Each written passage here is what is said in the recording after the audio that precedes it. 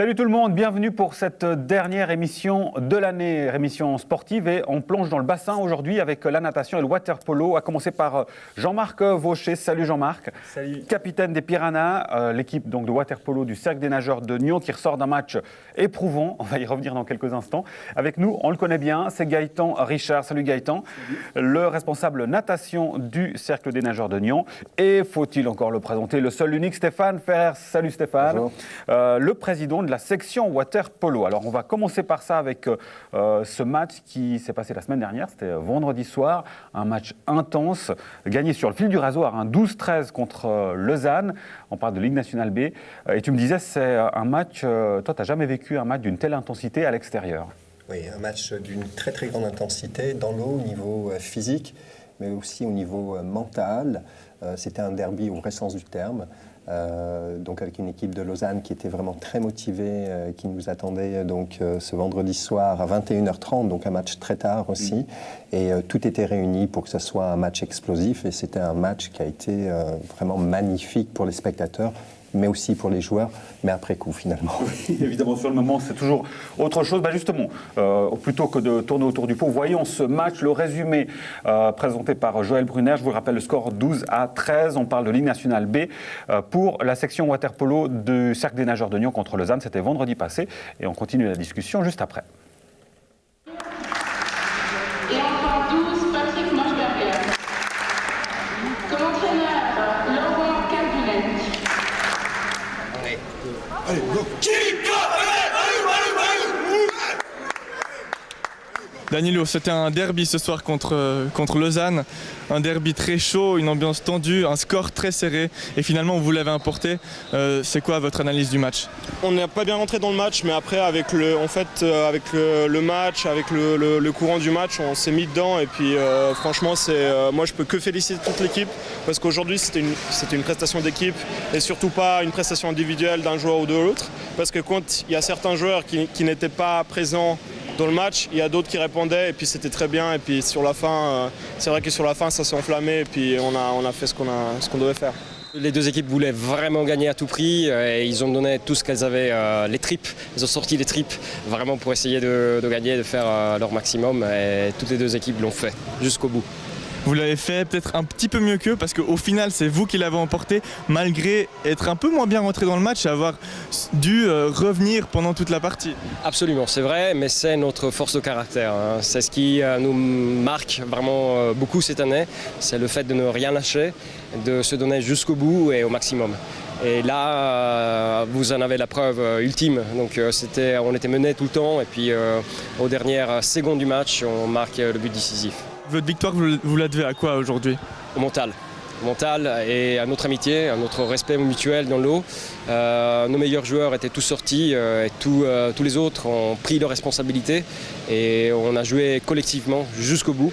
Peut-être pas très bien, mais comme je vous disais tout à l'heure, avec les tripes et avec l'envie de gagner et de ramener les 2 points à la maison. On est resté solidaire, on est resté très physique, on est resté structuré, concentré et on n'a rien lâché. À un moment donné, on avait 3 points de retard et on a réussi à remonter tout au long du match, au bout du 4e quart, me semble-t-il. Donc on a été très patient. On s'est dit qu'il fallait continuer, forcer, percer, ne pas rentrer dans le jeu de Lausanne qui a donné quand même pas mal de jeux physiques, de coups sous l'eau, etc. On n'est pas rentré dans cette galère-là. Et voilà, je crois que ça a été la clé de la réussite aujourd'hui. C'est un sport de combat, c'est un sport de contact, c'est très proche du handball et du rugby. Et ça se passe dans l'eau, donc c'est vrai que c'est très très très physique parce que comme vous avez pu le voir, il y a du mouvement tout le temps sur un bassin de 25 mètres ou de 33 mètres et il faut nager, il faut regarder le jeu, il faut être présent techniquement, savoir prendre le ballon et regarder ses coéquipiers.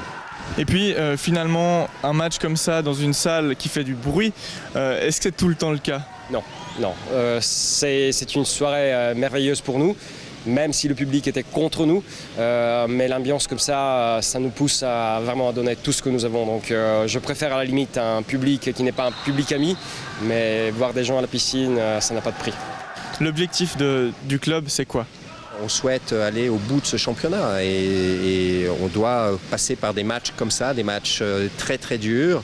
Et c'est vrai qu'il y a quelques mois, quelques années plus tôt, on aurait peut-être craqué mentalement et on n'a pas craqué, ce qui montre que Nyon est bien présent cette année. Certes, on est aujourd'hui 2e du championnat, mais on a des matchs en moins. Donc théoriquement, on pourrait être même 1er aujourd'hui. Mais voilà, on continue comme un train sur des rails et on veut aller au bout.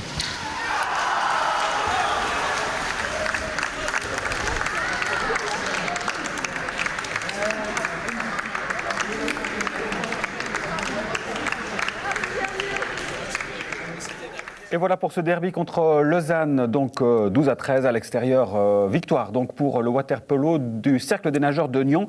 Jean-Marc, on a bien compris ce que disait Stéphane dans le sujet, c'est que peut-être l'année passée, vous n'auriez pas pu faire aussi mieux. Quel est le travail qui a été fait cette saison qui permet de tirer l'épingle du jeu ? Je crois qu'on a un nouvel entraîneur depuis le début de saison et puis on a augmenté la cadence d'entraînement. On en a 4 entraînements au lieu de 3 l'année passée.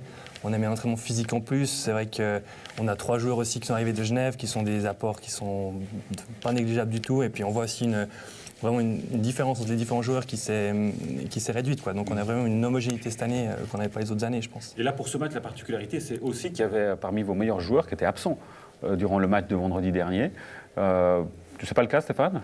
En fait, c'est pas qu'ils étaient absents, c'est que l'équipe a beaucoup tourné finalement et on s'est retrouvé à un moment donné avec une grande partie des meilleurs joueurs dehors et le reste de l'équipe a pu justement renverser le jeu et c'est ça qui était beau, c'est l'homogénéité dont parlait Jean-Marc tout à l'heure, elle est vraiment là. C'est ça qui est important. Solidarité parce que de toute façon c'est vite vu, je l'ai remarqué, Stéphane et Jean-Marc font tout ensemble, les deux.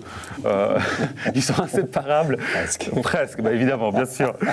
Jean-Marc, sur ce match-là, on a bien compris qu'il y avait quelque chose d'une intensité exceptionnelle. Qu'est-ce qui contournait dans le jeu fait qu'on a envie de bouffer l'adversaire, si je peux m'exprimer ainsi, et d'avoir la gagne? Mais je pense que déjà on était déterminés avant ce match de gagner parce que l'année passée on avait perdu chez eux et puis là cette année on est devenu avec le couteau entre les dents et puis on a vu qu'on pensait que le match allait peut-être être un peu plus facile, finalement c'était très engagé et puis c'est vrai que quand on est dedans après on n'a pas lâché et on était comme bien dans l'eau, on a des bons entraînements, on avait un bon physique, on a bien rivalisé, puis à la fin, c'est qu'on a juste la différence voilà, bien c'est la le minute. résultat qui compte, hein. Et là, le résultat, il est plutôt bon. Au classement, 2e actuellement, mais il faut noter que vous avez moins de matchs que d'autres équipes, donc virtuellement, a priori premier, ça se présente plutôt bien, Stéphane. Oui, effectivement, c'est excellent. C'est l'une des plus belles saisons depuis ces 15 dernières années.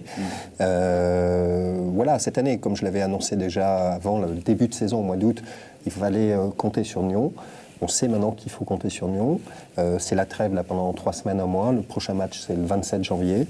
Et cette année, on veut aller au bout. Quand je dis qu'on veut aller au bout, c'est en tout cas faire partie du trio de tête pour éventuellement envisager une montée en LNA dès cette année. Pourquoi pas? Ça, c'est l'objectif affiché. C'est un objectif affiché. C'est pas quelque chose d'absolu. Si ça ne doit pas être cette année, ça sera l'année prochaine. Donc on ne va pas précipiter les choses. Pas de pression outre mesure. Non, aucune pression, et notamment pas de pression vis-à-vis de l'entraîneur à ce niveau-là. Cependant, si on peut monter dès l'année prochaine et qu'on est armé pour ça, d'un point de vue financier, d'un point de vue structurel, d'un point de vue humain... Donc à t'entendre, ça se présente plutôt bien. Absolument, on est en tout cas sur une très bonne voie pour être dans ce cadre-là. Oui. Un mot encore sur le match de vendredi, exceptionnel à plus d'un titre. C'était chaud d'ailleurs entre les entraîneurs aussi. Il y a même eu un arrêt de jeu. L'idée était aussi de pouvoir calmer un petit peu les esprits et ça n'a pas vraiment marché. Hein. Non, ça n'a pas vraiment ça n'a pas vraiment marché dans le sens où ça a un petit peu perduré par la suite, mais voilà, je dirais que c'est plutôt positif dans le sens, alors bien sûr, de ne pas en arriver aux mains, ça c'est complètement nul et ça serait vraiment catastrophique pour l'image du sport en général, mais aussi pour l'image du water-polo. Donc ça, c'est pas quelque chose que je cautionne du tout. Cependant, c'est vrai que quand un match de derby comme ça est très très fort, très explosif, très physique, dans l'eau, sous l'eau et en dehors de l'eau, là en l'occurrence, voilà, ça fait partie de tous les ingrédients d'un vrai derby en fait. Et voilà, mais bon, ça n'a pas été plus loin que ça, mais c'était très très chaud et il a fallu qu'on sépare effectivement ses entraîneurs. Oui. Et la pause bien méritée, donc évidemment pause hivernale, tu l'as dit, le 27 janvier avec un match crucial. Jean-Marc, c'est contre l'équipe nationale des moins de 20 ans qui joue en championnat justement en Ligue nationale B. C'est un peu la bête noire du water-polo CNN. Ouais, bête noire, je pense même pour tout le championnat, parce qu'on voit que les autres années, ils étaient très forts, c'était toujours dans le tête du classement. Parce que c'est le seul match perdu. C'est le seul de nos 5 matchs qu'on a perdus, effectivement. Ouais. Puis là, on les attend chez nous, donc ça va être, je pense que ça va être aussi à s'engager physiquement. Ouais. Le message est lancé pour cette équipe nationale des moins de 20 ans. Notez la date, 27 janvier, en plus c'est à domicile. Un match qui s'annonce explosif, vous l'avez vu sur les images. La section water-polo du SCNN, on veut... Et on a compris que les objectifs étaient ambitieux mais atteignables. Tout de bon, évidemment, pour la suite. On va juste rappeler aussi le succès quand même de cette section water-polo, Stéphane. Il y a 70 membres, sauf erreur. Maintenant, on a dépassé les 100 membres. Je crois que nous sommes 104 membres inscrits. Ce qui est magnifique, c'est tout le travail que nous avons fait depuis ces dernières années avec une excellente interactivité avec la section natation d'ailleurs, où il y a une détection dès le plus jeune âge, aussi bien en natation que dans le water-polo, et il y a un regroupement par la suite. Et là, on a réussi notre pari et on est au tout début, justement. Et la section water-polo a grossi énormément cette année. C'est dès l'âge de 7 ans quand... Oui, dès l'âge où l'enfant peut se mouvoir dans l'eau correctement. Donc ça peut être 7 ans, 8 ans, 6 ans des fois, 9 ans.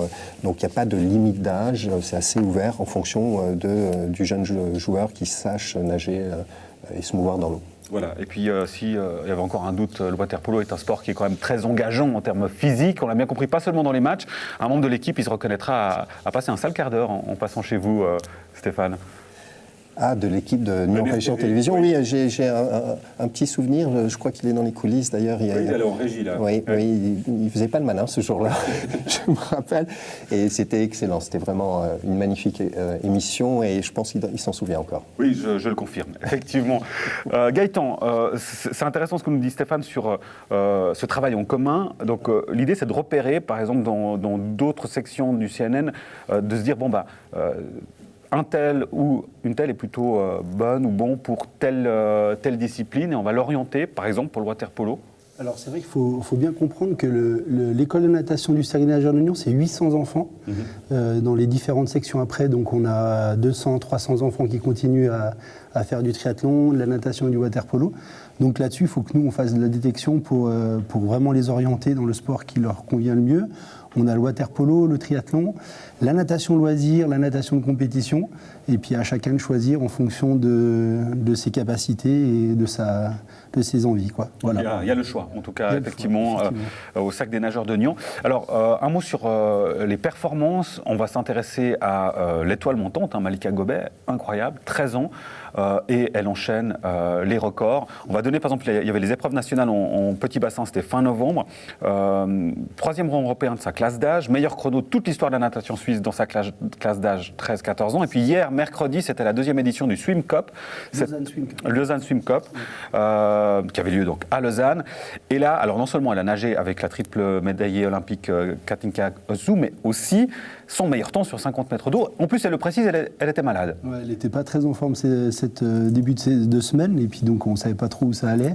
Puis comme tous les champions, ils savent toujours tirer parti de tous les moments qu'on leur propose. Et puis là, une étape comme ça, une finale dans les conditions de la Lausanne Swim Cup à 19h, avec un show à l'américaine, vraiment un truc très très engageant. Elle a su aller chercher encore un record de sa catégorie d'âge, être 2e à 13 ans dans toute catégorie de cette finale. Donc 29,81, nouveau record et vraiment que du bon, quoi. Ça calme un petit peu. Il faut savoir que dans cette finale, il y avait aussi 2 autres nageuses de Nyon, Fanny Boré et Anaïs Bernard. Donc sur une compétition comme la Lausanne Swim Cup, évidemment, le CNN a été ravi.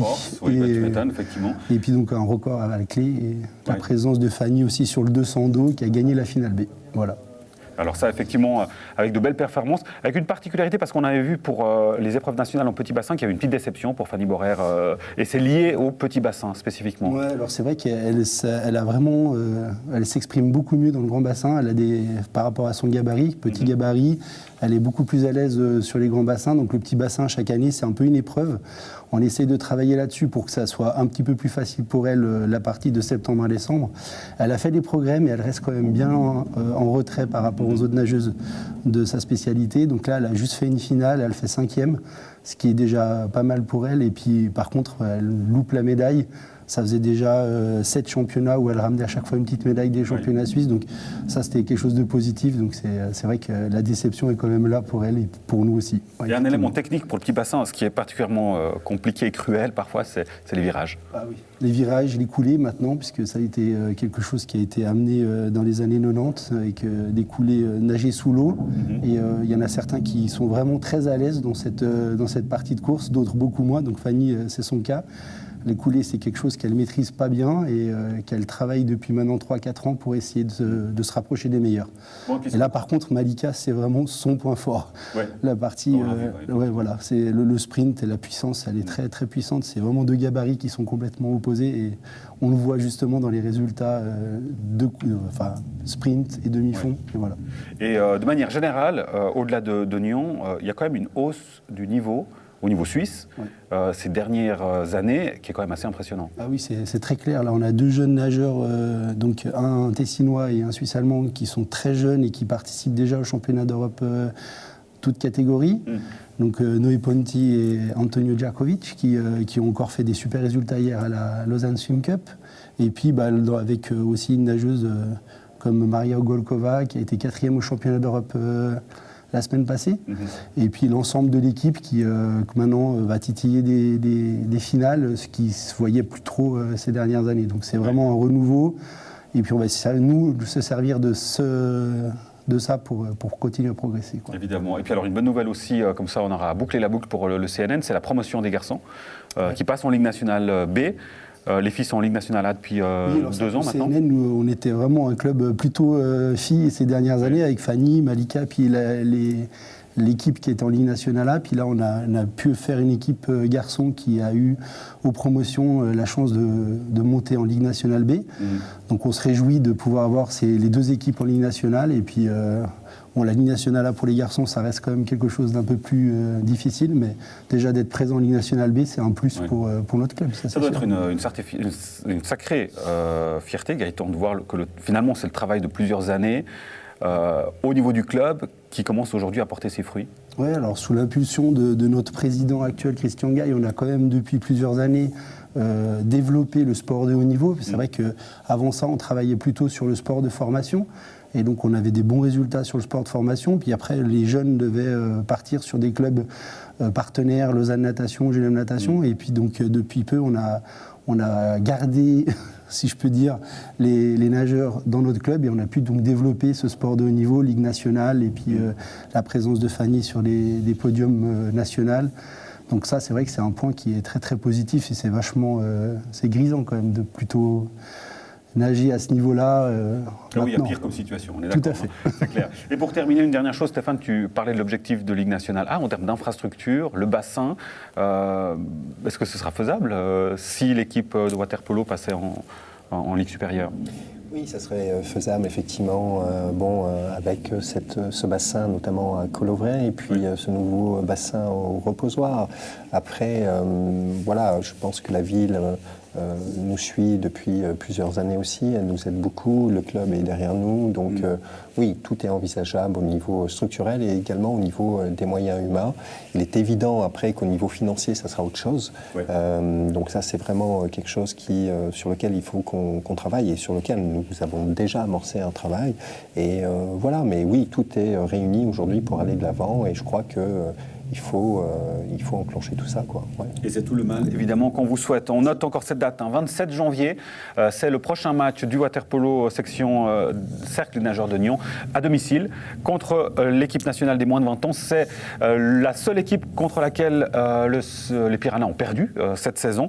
Et on vous attend nombreux, évidemment, à la piscine pour soutenir l'équipe des Piranhas. Messieurs, merci beaucoup pour votre bonne humeur, votre force de caractère. On l'a vu avec ce match la semaine dernière de la section water polo. Merci à vous pour votre fidélité. On fait une petite pause hivernale pour se retrouver à partir du 11 janvier pour le retour des émissions. Il ne me reste plus qu'à vous souhaiter d'excellentes fêtes de fin d'année et d'ores et déjà une excellente année 2018. À l'année prochaine. Ciao.